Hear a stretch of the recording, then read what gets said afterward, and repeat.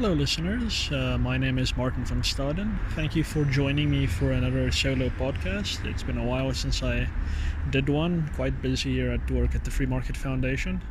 So today I thought I'd talk about the importance of public participation to democracy generally and to South Africa's constitutional order in particular. The Latin expression nil de nubis sine nubis translates to nothing about us without us. This notion is the very cornerstone of democracy, as you will intuitively know. Government must, according to democratic theory, be created and maintained by the people, be composed of the people, and act for the benefit of the people. Where government stops being by the people, for instance, if it loses the support of the majority of eligible voters, or if it is no longer composed of ordinary civilians, or if it acts for several sectoral interests or very specific sectoral interests. Sorry about that, I'm standing outside recording this. So if government acts for sectoral interests rather than for the benefit of everyone, or if it acts without a mandate, then it no longer acts for the benefit of the people being a single entity, which is everyone basically in South Africa. And when that happens, the government loses democratic legitimacy. Mandates are where public participation becomes quite relevant. So elections in South Africa, at least, are not issue-based. When we went to the polls last week on 8th May, we did not vote for or against expropriation without compensation, for or against national health insurance, for or against border control, or for or against privatization. The only options on the ballot were political parties. In other words, the only thing we did at this election was choose who was going to govern South Africa for the next 5 years, based on whatever values they stand for. We did not choose what they will or may do on our behalf. The winner's mandate is therefore limited only to their legitimacy in office and is not a catch-all mandate that legitimizes literally everything and anything that they wish to do. So to obtain a mandate for a specific policy or issue or law, the government must obtain buy-in from the electorate for that specific policy. The people need to agree that they want the government to pursue this policy, of course.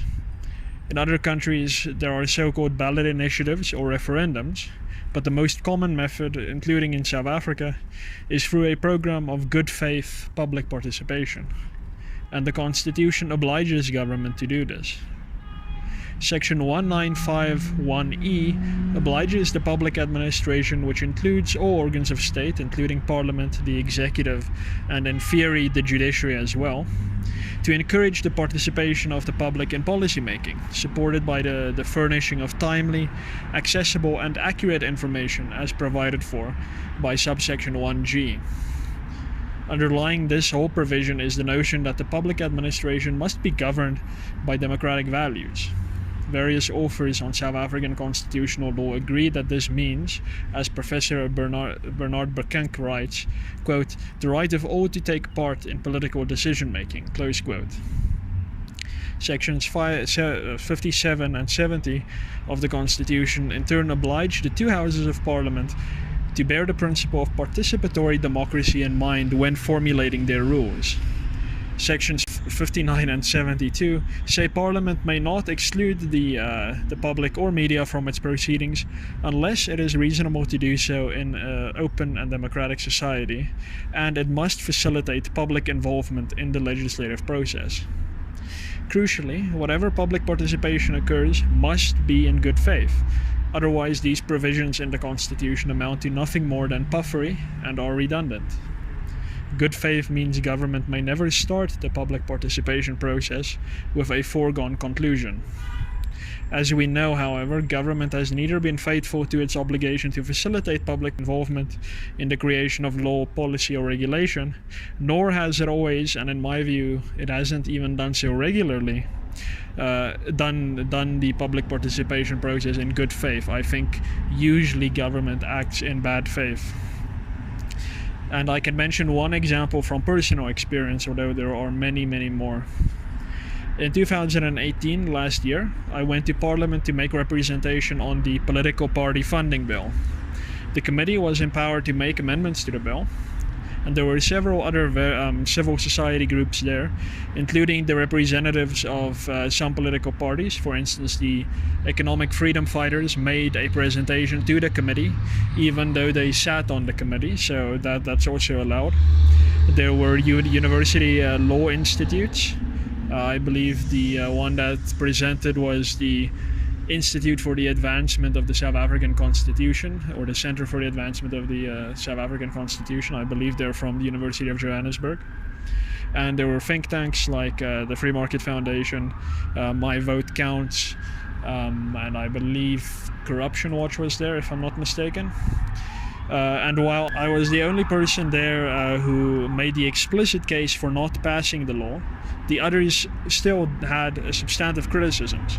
So while everyone there, including myself, in principle supported the bill, I was the only one who said do not pass this bill. Everyone else said this bill must be passed immediately before the next election, even though it did not apply, I believe, for this election.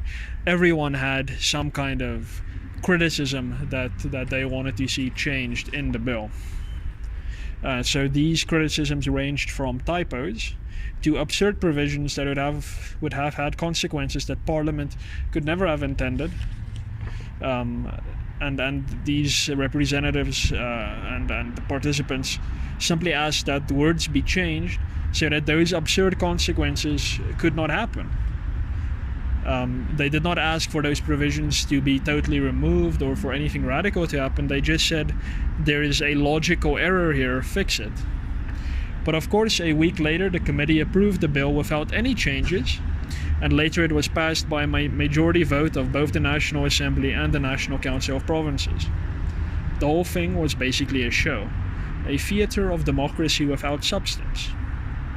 Parliament humored all of us and listened while we spoke, knowing that at day's end they will not act on anything that was said at during the participation process.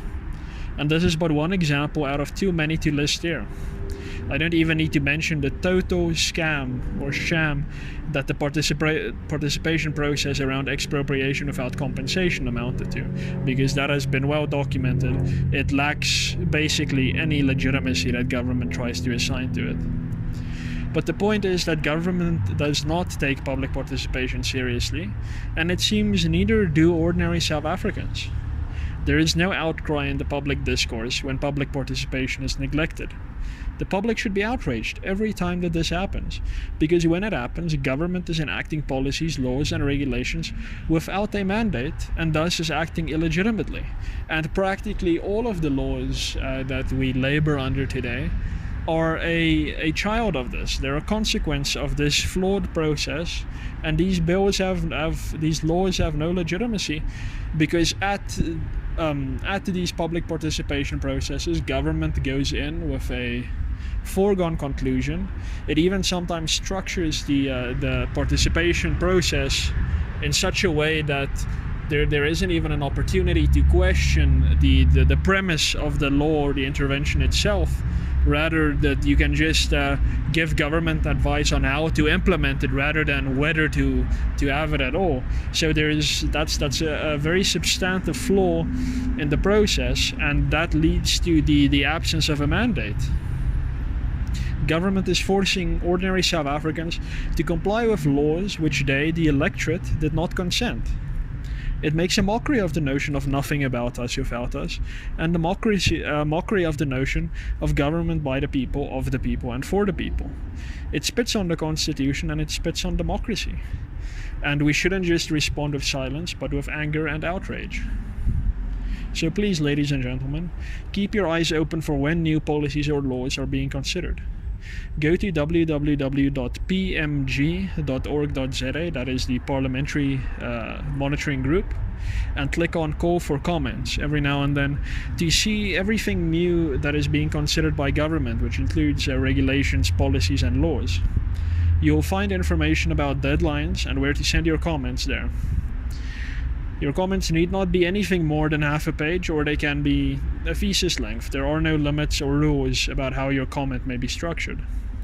And remember to make it clear that you want to make oral presentations to Parliament or to the government department in question when you email or post your comment. Please, we need to get involved in these processes and make sure that if government does something that we've given it the mandate, and if it does so without the mandate, that we're there and ready to condemn it. So I hope to see more of you engage in government on all its ill-considered initiatives, and thank you for listening. I'll speak to you again soon. Cheers.